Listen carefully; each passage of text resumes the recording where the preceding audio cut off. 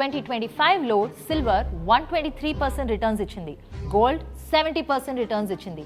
కానీ ఈక్విటీ అంటే మీ స్టాక్స్ మరియు మ్యూచువల్ ఫండ్స్ నుండి కేవలం 2.5% రిటర్న్స్, డెట్ 4% మరియు ఆర్బిట్రేజ్ 6.5% రిటర్న్స్ ఇచ్చాయి.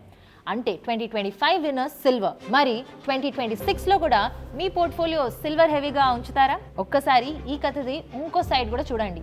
మీరు లాస్ట్ 1 ఇయర్ రిటర్న్స్ చూస్తున్నారు, కానీ మేము మీకు లాస్ట్ 16 ఇయర్స్ రిటర్న్స్ చూపిస్తున్నాం. 2026 కోసం మీరు సెలెక్ట్ చేసిన సిల్వర్ 2025లో ఇక్కడుంది, కానీ 2024లో వేరే పొజిషన్లో ఉంది, మరియు 2023లో నెగటివ్ రిటర్న్స్ ఇచ్చింది.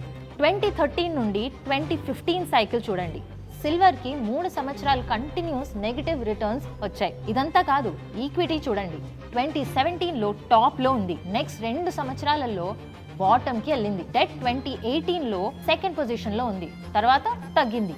ఈ గ్రాఫ్లో మీరు నాకు ఒక్క యాసెట్ చూపించండి 2 సంవత్సరాల కన్నా ఎక్కువ టైం ఫస్ట్ పొజిషన్లో ఉన్నిందని, లేక కన్సిస్టెంట్లీ పర్ఫామ్ చేసిందని.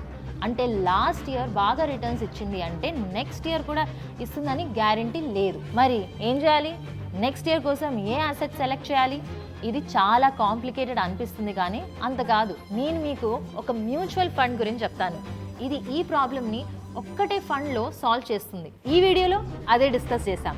దాన్ని కరెక్ట్గా ఎలా సెలెక్ట్ చేయాలో కూడా చెప్పాం.